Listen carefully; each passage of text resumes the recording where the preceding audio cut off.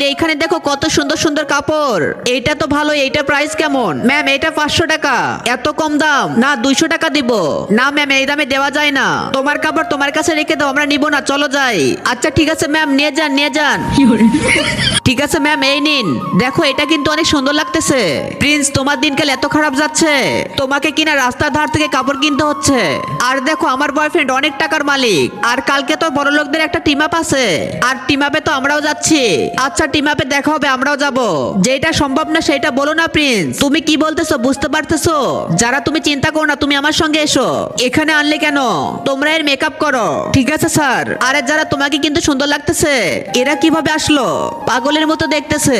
এইটা বিক্রি করা হবে, কে কত দিবেন বলেন? 50 লাখ। প্লিজ তুমি এগুলা কি বলতেছো? 70 লাখ। ঠিক আছে 70 লাখে এটা বিক্রি করা হলো। ইয়েস স্যার, এবার টাকাটা দিন। এখন আমার কাছে এত টাকা নাই। তো আপনি দাম বললেন কেন? গাইস পার্ট 2 দেখতে চাইলে চ্যানেলটি সাবস্ক্রাইব করো।